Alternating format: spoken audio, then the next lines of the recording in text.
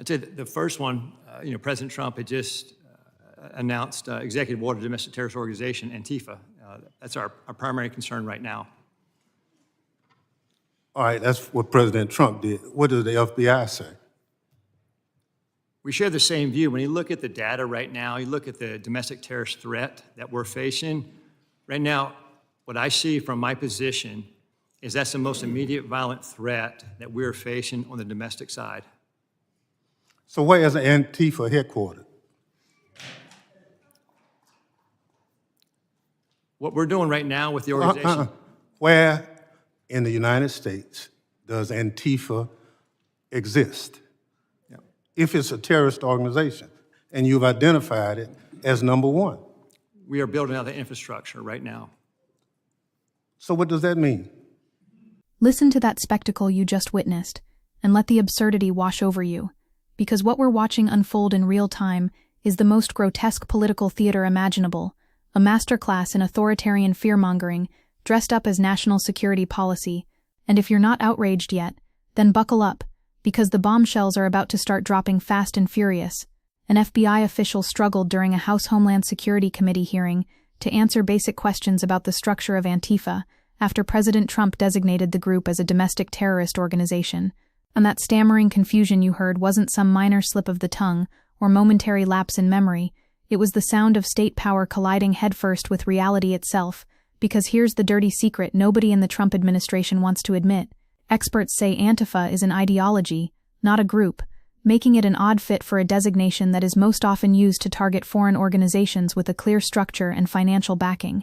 And yet there was FBI Operations Director Michael Glasheen declaring with supreme confidence that Antifa is one of the greatest national security threats facing the U.S., and that's the most immediate violent domestic terrorist threat, only to crumble completely when Representative Benny Thompson pressed him on the most basic questions any competent law enforcement official should be able to answer about their supposed number one priority threat.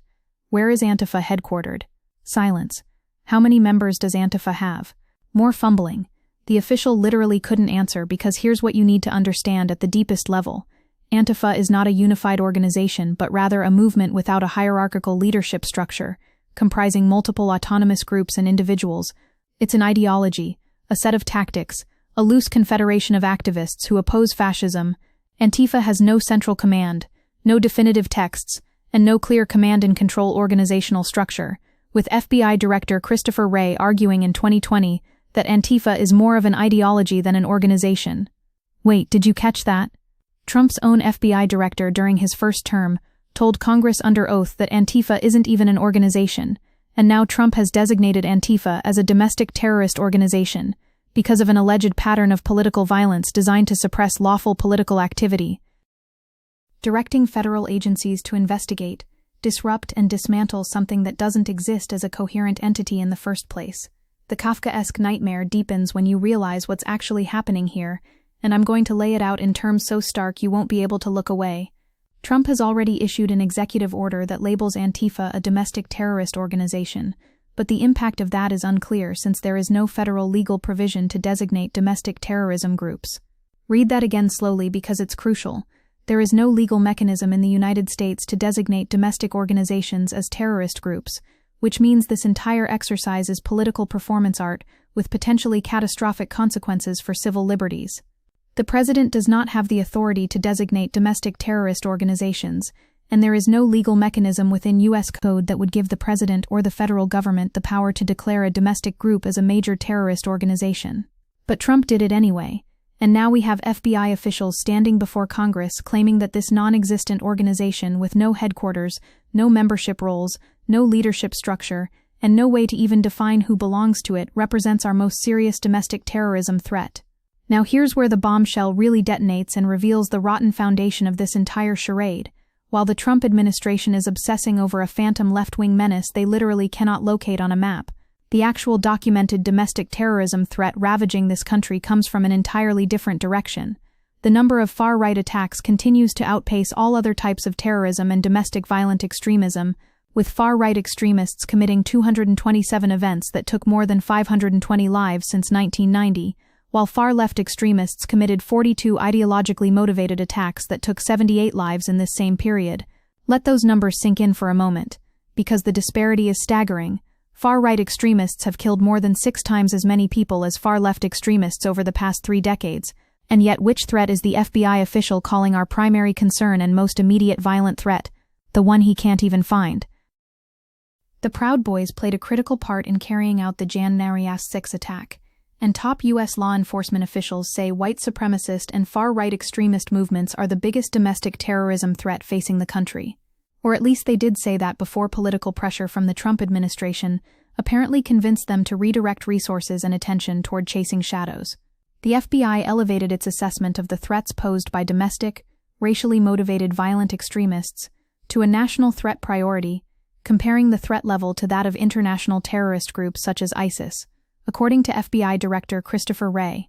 That was before Trump's second term, before the political winds shifted, and suddenly the Bureau found itself contorting to accommodate a president's paranoid fixation on anti-fascist protesters.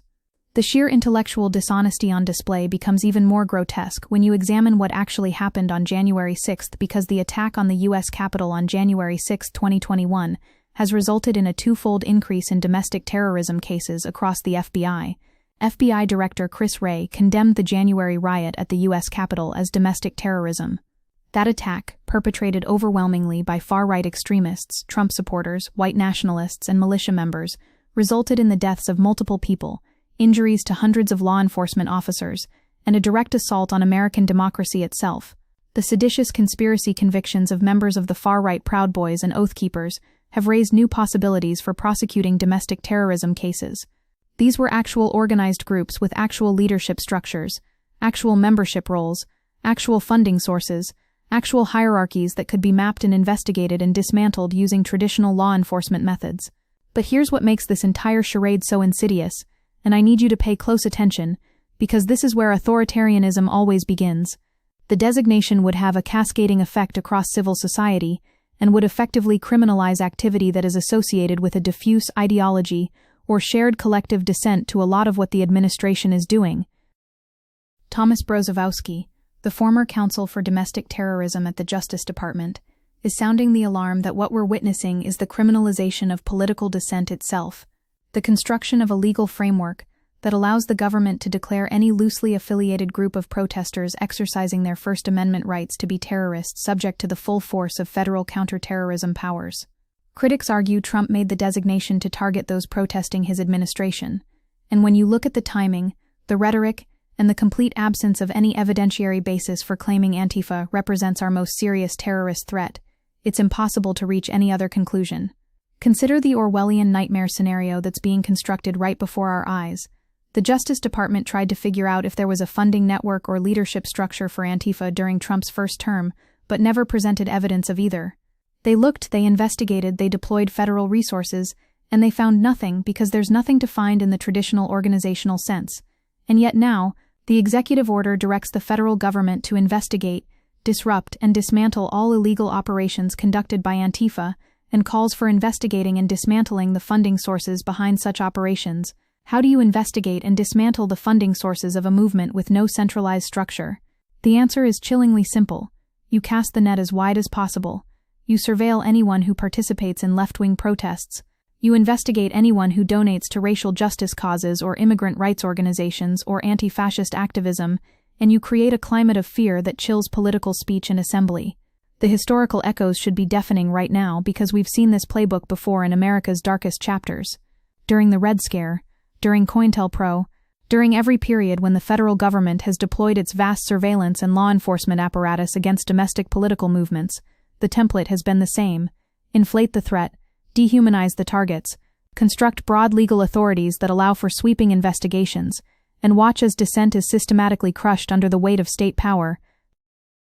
When the feds choose not to classify attacks carried out by white nationalists as domestic terrorism, investigations into these crimes are stripped of resources, and you don't have that domestic terrorism offense that allows it to be counterterrorism agents and prosecutors who are investigating it. Mary McCord, who led the Justice Department's National Security Division under President Barack Obama, is pointing out the cruel irony. Actual organized white nationalist violence often gets classified as mere hate crimes, ranking 5th out of 8 FBI priorities, while an ideology without organizational structure gets elevated to our top domestic terrorism threat. Now I want you to absorb the full scale of what's being inverted here, because the data is absolutely damning. Far-right terrorism has significantly outpaced terrorism from other types of perpetrators, with right-wing extremists perpetrating 2/3 of the attacks and plots in the United States in 2019, and over 90% between January 1 and May 8, 2020.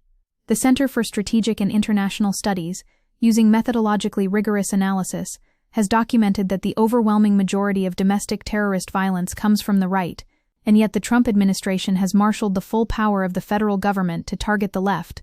The FBI's shift to focusing on alleged left-wing violence comes despite researchers at the Center for Strategic and International Studies finding that it remains much lower than historical levels of violence carried out by right-wing and jihadist attackers. Let's talk about what happens when you designate something that cannot be defined as a terrorist threat, because the consequences ripple outward in ways that fundamentally transform the relationship between citizens and state. The FBI and Department of Homeland Security don't officially designate U.S. extremist groups as domestic terrorist organizations, in part because of First Amendment concerns. Those First Amendment concerns aren't some abstract legal technicality, they're the bedrock protections that prevent the government from criminalizing political belief and association. When you declare an ideology itself to be terrorism, when you create a framework where being Antifa can get you investigated by the FBI, even though Antifa is a kind of politics, not a specific group, and any group that calls itself Antifa and promotes the basic principles of militant anti-fascism is an Antifa group with no general headquarters or leader to get official recognition from, then you've effectively criminalized a political position. The cynicism is breathtaking when you examine Trump's own rhetoric around this issue, because Trump's executive order claims Antifa is a militarist, anarchist enterprise that explicitly calls for the overthrow of the United States government and uses illegal means to organize and execute a campaign of violence and terrorism nationwide, painting a picture of a vast coordinated conspiracy to destroy America. And yet when Congress asks the FBI to provide evidence of this massive terrorist network, we are building out the infrastructure right now as the answer. They're building out the infrastructure to understand a threat they've already declared to be our most serious domestic terrorism priority. The cart isn't just before the horse. The cart has been declared a lethal weapon while the horse is being ignored as it tramples everything in sight. Here's the comparison that should make every thinking person's blood run cold. Antifa is a domestic entity and is not a candidate for inclusion on the State Department's list of foreign terror organizations, which includes extremist organizations like the Islamic State and Al-Qaeda, and the designation matters because it enables the Justice Department to prosecute those who give material support, even if that support does not result in violence. The Trump administration is trying to create a domestic equivalent of those material support laws, which would mean that donating to a bail fund for protesters, sharing information about demonstrations on social media, or providing legal support to activists could potentially be prosecuted as material support for terrorism.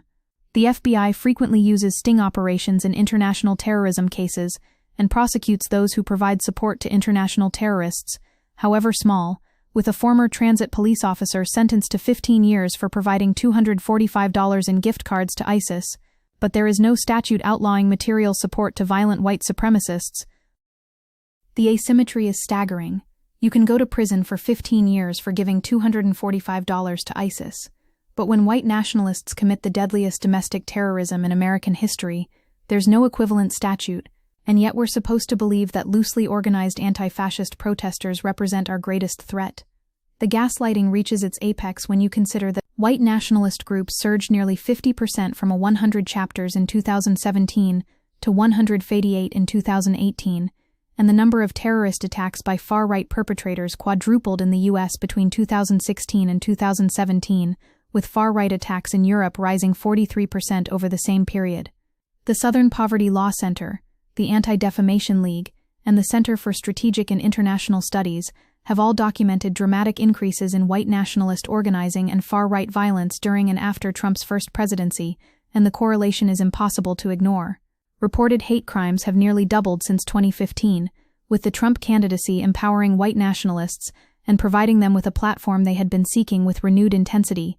The president's rhetoric, his refusal to unequivocally condemn white supremacy, his very fine people on both sides, response to Charlottesville, his constant demonization of the left as the real threat, all of this has created an environment where far-right violence has flourished, while the federal government redirects resources to chase anti-fascist ghosts.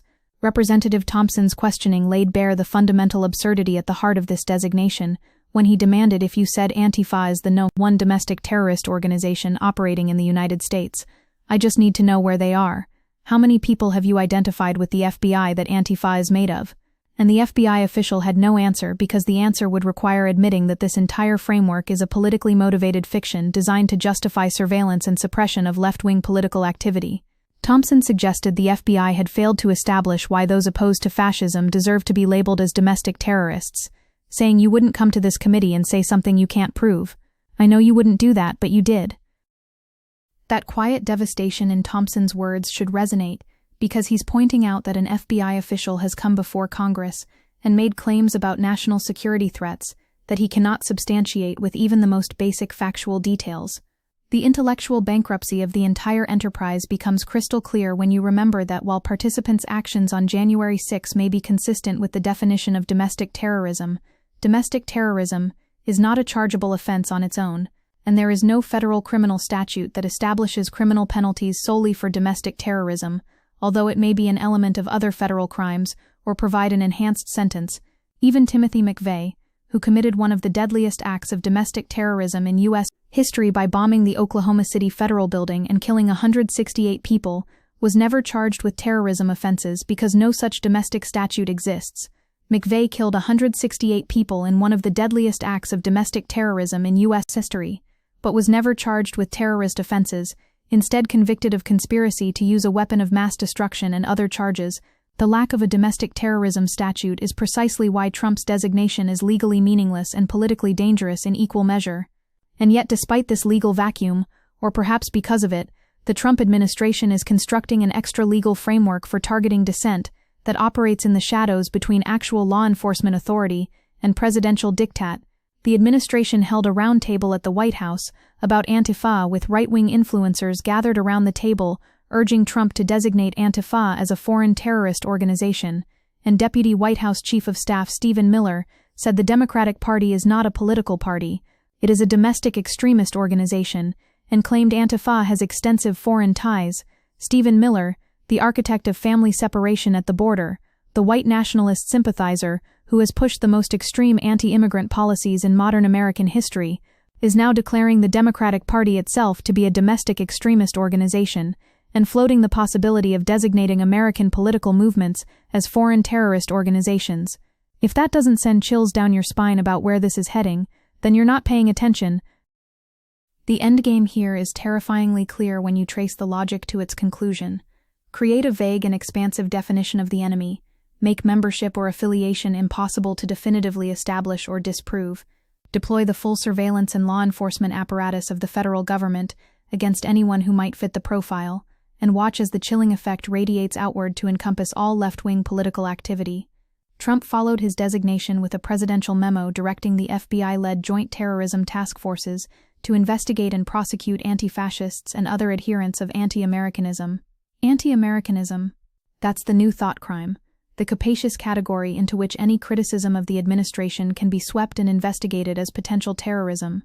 The formless nature of the anti-fascist movement appears to have flummoxed the FBI as it attempts to carry out Trump's orders, but that confusion won't stop the investigations, the surveillance, the prosecutions of individual protesters under expansive theories of material support or conspiracy. The historical parallel to authoritarian regimes that have used vague terrorism designations to crush political opposition is impossible to ignore, and I want to be explicit about what we're witnessing. This is how democracies slide into soft authoritarianism, not through tanks in the streets, but through the gradual expansion of executive power, the politicization of law enforcement, the criminalization of dissent under the guise of national security. The problem of domestic terrorism has been metastasizing, and the violence at the Capitol made clear that a law enforcement agency that remade itself after September 11 to deal with international terrorism is now scrambling to address homegrown violence from white Americans, with the number of domestic terrorism investigations increasing from around 1,000 since 2017 to about 2,000 now. Those investigations are real, the threat is real, but the Trump administration has systematically redirected attention away from the documented source of that threat toward a politically expedient fiction. What makes this moment so dangerous, what should alarm everyone regardless of political affiliation, is that once you establish the precedent that the president can unilaterally declare any ideological movement to be a terrorist organization without meeting any burden of proof, without providing evidence of organizational structure or coordination, without even being able to identify the supposed terrorists or their locations, then you've handed every future administration a weapon of unlimited power to suppress opposition. Today it's Antifa. Tomorrow it could be environmental activists or labor organizers or racial justice protesters or any group that challenges entrenched power. What the executive order means for the movement remains unclear, given that Antifa has no official leadership or organization structure, and the president lacks authority to designate domestic terrorist organizations. But the lack of legal authority hasn't stopped Trump from acting, and the lack of clarity about what the designation means hasn't prevented the FBI from elevating it to their top priority. The cruel irony that should enrage every person who cares about civil liberties and democratic norms is that white nationalist extremists have killed more people in the United States than any other type of domestic extremists since September 11, 2001, and yet, failing to identify white extremists as terrorists continues to propel the cycle of hatred and violence.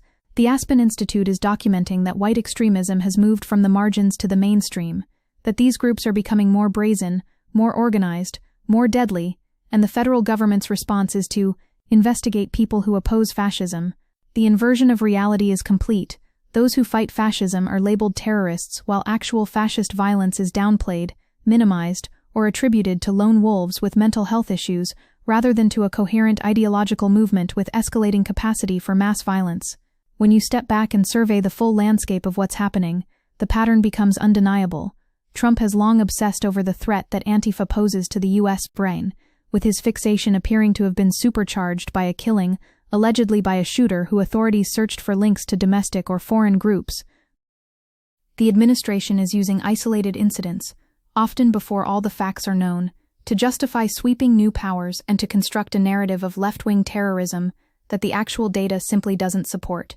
And when law enforcement officials who presumably have access to classified intelligence and investigative resources can't tell Congress where this supposed terrorist organization is located or how many members it has, when they respond to direct questions with evasions about building out infrastructure and active investigations, then we're not talking about a genuine national security threat assessment. We're talking about political theater designed to justify repression. This is the moment where we either recognize the danger and resist, or we sleepwalk into an authoritarian future where dissent itself is terrorism, where the president can declare any movement he dislikes to be a threat to national security, where the vast apparatus of federal law enforcement and intelligence is weaponized against American citizens exercising their constitutional rights. The FBI officials' stammering non-answers weren't just embarrassing. They were revealing, a glimpse behind the curtain at the hollowness of the entire enterprise. Trump's Antifa designation is political theater masquerading as counterterrorism. It's authoritarian power-grabbing dressed up in the language of law and order, and it represents one of the most serious threats to civil liberties and democratic norms that we've witnessed in modern American history. The question is whether we'll recognize it for what it is before the apparatus of repression is fully constructed and turned against anyone who dares to dissent.